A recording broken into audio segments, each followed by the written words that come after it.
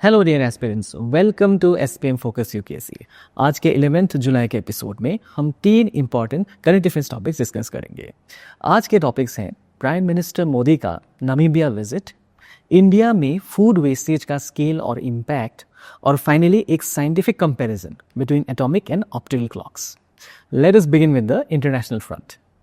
Prime minister Narendra Modi ने अपना 5 nation tour के फाइनल लेग में नामीबिया का ऑफिशियल विजिट किया है। This makes him the first Indian Prime Minister to visit Namibia. इस विजिट के दौरान उन्हें नामीबिया के highest civilian award the order of the most ancient welwitschia mirabilis से सम्मानित किया गया है।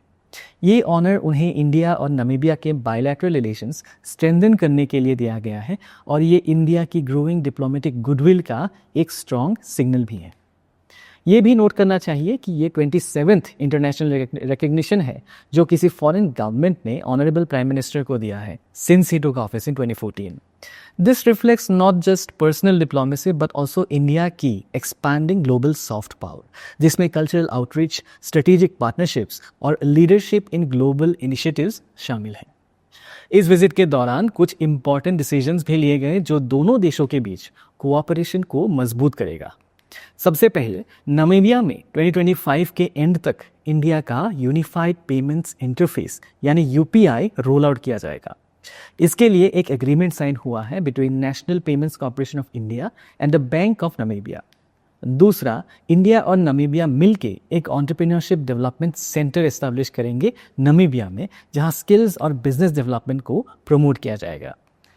तीसरा, Namibia officially India backed global biofuels alliance का हिस्सा बन गया है। और चौथा, नामीबिया ने India supported coalition for disaster resilient infrastructure या CDRI को भी ज्वाइन किया है। इन एग्रीमेंट्स के अलावा प्राइम मिनिस्टर मोदी ने नामीबिया को चीता रीइंट्रोडक्शन प्रोग्राम के लिए ओपनली थैंक किया है, जिसका इकोलॉजिकल और डिप्लोमेटिक दोनों लेवल पर सिग्निफिकेंस है।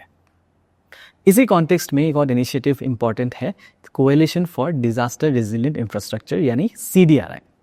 ये एक ग्लोबल पार्टनरशिप है जो national governments, UN agencies, financial institutions and private companies को एक प्लेटफॉर्म पे लाता है। इसका मेन ऑब्जेक्टिव है इंफ्रास्ट्रक्चर सिस्टम्स को क्लाइमेट चेंज और डिजास्टर रिलेटेड रिस्क्स के लिए ज़्यादा रेजिलिएंट बनाना। CDRI का प्रपोजल 2019 में United Nations climate action summit के दौरान प्राइम मिनिस्टर मोदी ने दिया था।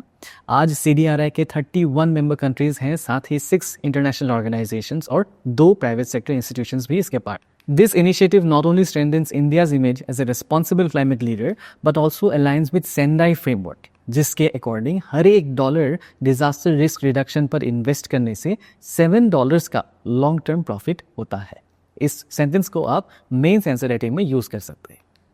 तो चाहे वो नामीबिया विजिट हो या CDRI का ग्लोबल इम्पैक्ट, दोनों डेवलपमेंट्स भारत के सॉफ्ट पावर और मल्टीलैटरल एंगेजमेंट्स को रीइंफोर्स करते हैं। इसी टॉपिक पर एक प्रीवियस प्रैक्टिस क्वेश्चन दिया गया है, इसका आंसर आप कमेंट सेक्शन में दे सकते हैं।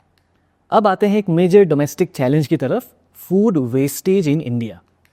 FSSAI यानी food safety and standards authority of India ने रिसेंट डेटा के अकॉर्डिंग बताया है इंडिया में प्रोड्यूस होने वाले टोटल फूड का अप्रॉक्सीमेटली 1/3 पोर्शन कंज्यूम होने से पहले ही वेस्ट या स्पॉइल हो जाता है। यानी या तो हार्वेस्टिंग के बाद प्रॉपर स्टोरेज नहीं होता या लॉजिस्टिक्स और डिस्ट्रीब्यूशन चेन्स में ब्रेकडाउन्स होते हैं। इसके पीछे काफ़ी रीजंस हैं। सबसे पहला है हॉट एंड ह्यूमिड क्लाइमेट, जिसमें बैक्टीरियल ग्रोथ ज़्यादा होता है। दूसरा रीज़न है रूरल एरियाज़ में कोल्ड स्टोरेज फैसिलिटीज़ की कमी। गवर्नमेंट ने इस गैप को एड्रेस करने के लिए एग्रीकल्चर इंफ्रास्ट्रक्चर फंड के अंदर 1 लाख करोड़ रुपीस एलोकेट भी किया है। एक कल्चरल फैक्टर भी है, lavish weddings and big events, जहां पर फूड का large scale wastage almost normalised हो चुका है। इसके अलावा अवेयरनेस की भी कमी है। कई लोग ये सोचकर फूड वेस्ट कर देते हैं कि उन्होंने उसके लिए पैसे दिए हैं, विदाउट रियलाइजिंग कि इसका सोशल और एनवायरमेंटल कॉस्ट कितना हाई है। असोचाम के एस्टीमेट के मुताबिक पोस्ट हार्वेस्ट लॉसेस की वजह से इंडिया को हर साल लगभग 1.53 ट्रिलियन रुपीस का इकोनॉमिक डैमेज होता है और इसका रिपल इफेक्ट हंगर और मेल न्यूट्रिशन तक पहुंच जाता है। ग्लोबल हंगर इंडेक्स 2023 में इंडिया का रैंक 111 था out of 125 countries, which is a deeply concerning statistic. Economic terms में भी food wastage leads to almost 1% GDP loss. साथ ही इम्प्रॉपर डिस्पोजल से वेस्ट मैनेजमेंट का बर्डन भी बढ़ जाता है और इससे क्लॉग ड्रेन्स और आर्टिफिशियल फ्लडिंग का भी प्रॉब्लम होता है। टू एड्रेस दिस कुछ इनिशिएटिव्स इंप्लीमेंट किए गए हैं। IFSA यानी इंडियन फूड शेयरिंग अलायंस एक FSSAI लेड प्लेटफॉर्म है जो फूड कलेक्शन एंड डिस्ट्रीब्यूशन को स्ट्रीमलाइन करता है। गवर्नमेंट ने स्टेट्स को भी सजेस्ट किया है कि स्कूल टेक्स्ट बुक्स में प्रिवेंशन ऑफ फूड वेस्टेज पर एक डेडिकेटेड चैप्टर इंक्लूड करे। साथ ही PMG1 स्कीम और नेशनल बायोफ्यूल पॉलिसी 2018 जैसे स्कीम्स फूड वेस्टेज को यूजेबल बायोफ्यूल में कन्वर्ट करने पर फोकस करती है। Clearly food wastage is not just a moral issue but a policy and infrastructure failure as well, जिसे टैकल करने के लिए मल्टी प्रॉन्ग स्ट्रेटेजी की ज़रूरत है। इसी टॉपिक पर एक प्लीज प्रैक्टिस क्वेश्चन दिया गया है, इसका आंसर आप कमेंट सेक्शन में दे सकते हैं। अब चलते हैं आज के फाइनल टॉपिक की तरफ, atomic clocks versus optical clocks.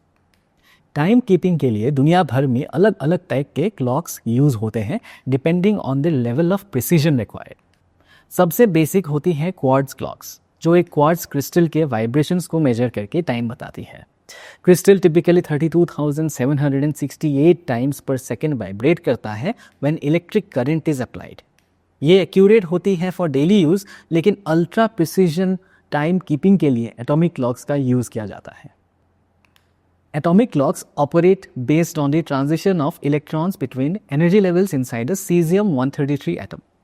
जब इलेक्ट्रॉन एनर्जी लेवल स्विच करता है तो वो माइक्रोवेव रेडिएशन एमिट करता है at a very fixed frequency, precisely 9,192,631,770 times पर सेकेंड। आज के टाइम में इसी मैकेनिज्म के बेसिस पर 1 सेकेंड डिफाइन किया गया है। इस एक्यूरेसी की वजह से atomic clocks GPS, scientific research और इंटरनेशनल टाइम स्टैंडर्ड्स के लिए इंडिस्पेंसिबल बन गया है। लेकिन साइंटिफिक डेवलपमेंट्स यहीं तक लिमिटेड नहीं है। Optical clocks are now the next frontier. ये क्लॉक्स सीजियम की जगह ऐसे एटम्स यूज करती हैं जो लाइट एब्जॉर्ब या एमिट करते हैं, जैसे स्ट्रोंशियम। इनमें वाइब्रेशन फ्रीक्वेंसी और भी ज़्यादा होती है, अराउंड 430 ट्रिलियन साइकिल्स पर second, which makes them significantly more precise than atomic clocks. Recently, scientists ने अब तक का सबसे लार्ज स्केल और complex comparison of optical clocks conduct किया है। ये ग्राउंडवर्क है अपकमिंग रीडिफिनिशन ऑफ द सेकेंड, जो एक्सपेक्टेड है अराउंड 2030। अभी तक सेकेंड की definition caesium based atomic clocks पर बेस्ड है, लेकिन ऑप्टिकल क्लॉक्स की हायर एक्यूरेसी फ्यूचर में मेजरमेंट स्टैंडर्ड्स को रीडिफाइन कर सकती है। इसी टॉपिक पर एक प्लीज प्रैक्टिस क्वेश्चन दिया गया है, इसका आंसर आप कमेंट सेक्शन में दे सकते हैं। जाने से पहले आपके स्क्रीन पर आज के टॉपिक से रिलेटेड सब्जेक्ट स्पेसिफिक कीवर्ड्स दिए गए हैं, इन्हें आप अपने आंसर राइटिंग में यूज कर सकते हैं। तो डियर एस्पिरेंट्स, आज के लिए इतना ही। कल फिर मिलते हैं एक नए एपिसोड के साथ। तब तक के लिए this is focus UPSC signing off. जय हिंद।